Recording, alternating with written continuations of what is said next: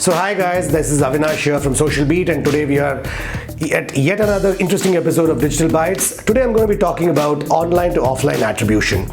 In fact, over my experience when I've met a lot of clients who are into omni-channel retailing or online retailing or offline retailing, one of the important key factors which keeps coming up is there a way I can attribute offline advertising to an online channel or vice versa?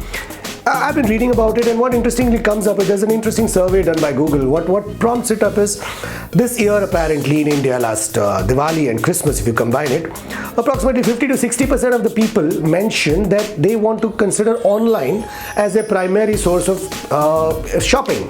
But when you deep dive into the research, what we found out was that out of this entire 50%, about 60% people said they would prefer a brand which had an offline store to it. So it's a dichotomy, but gone are the days when people used to go into the consumer journeys which were very linear. The days of linear consumer journeys are over. Now it's about absolute crisscrossing, and as a marketer, as an analyst, as a digital advertising person, we need to keep in mind how do we attribute, or is there a way to attribute online to offline advertising or online to offline sales. And over my past experiences, I've been talking to a couple of clients on, is there an effective way? Is there any effective measures? Are there bandwidth to be considered? What are the key metrics?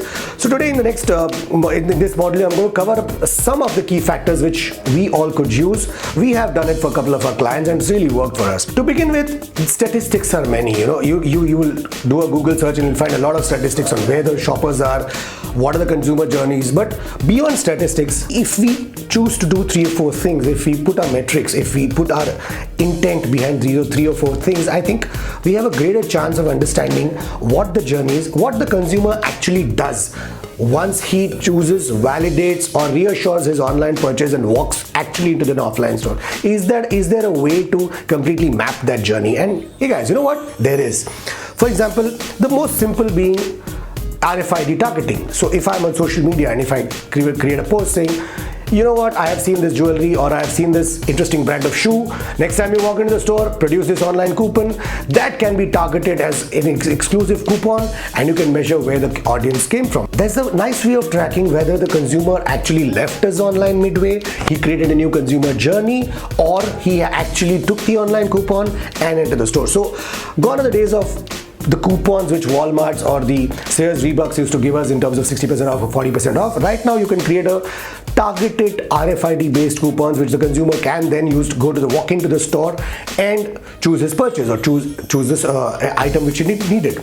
The second thing is online validation with an offline delivery. For example, if he chooses a TV, he compares the TV or the mobile phone on online, and then you get the consumer to the store, and using that data he comes to the store with an exact purchase mindset in mind, and that's how you realize that what all the medium I've reached him on digital actually works with him for the offline part as well.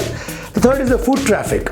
Whenever a person enters, there can be a mechanism. Foot traffic is one of the most commonly used data metric, but what happens is when the larger the store, the foot traffic gets a bit of difficult to measure. But I think if we put certain metrics beyond foot traffic, it becomes very easy to attribute what was his journey online and whether it has continued to offline as well. So the next thing being POS data. If he's using a credit card, through the credit card metrics, we can backtrack using analytics on the credit card, whether the person was from a local target area, whether the person came from outside.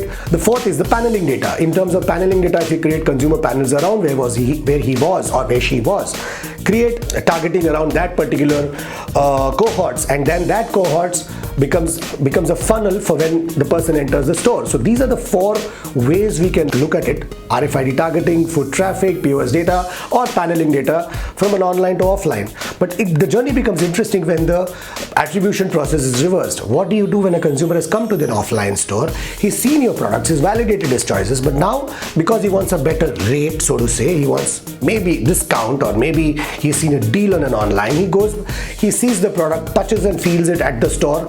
Happens a lot in terms of shoes, happens a lot in terms of garments, not so much in jewelry, but garments, happens a lot in terms of consumer durables.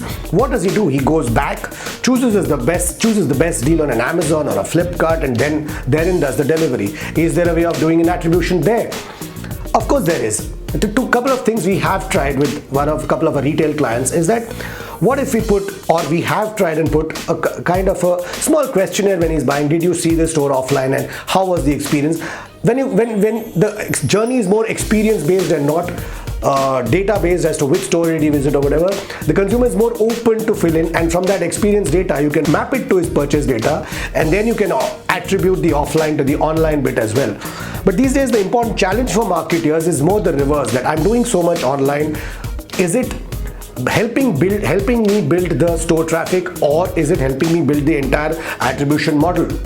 So coming back to the overall attribution model, I think from a marketer's perspective, the need of the hour is to create non-linear consumer journeys, and that can only happen when an online consumer journey is better attributed to an offline, and that can only happen through constant hit and trial methods of either of these four. And in case if you have used anything else, in case something else has worked for you or something has not worked for you, feel free to reach out to me. This is Avinash from Social Beat signing off. Thank you so much. So if you have liked what you have seen, if you really think that some of the things you have already put into work in your own experience, it has not worked, it has worked, I would love to know.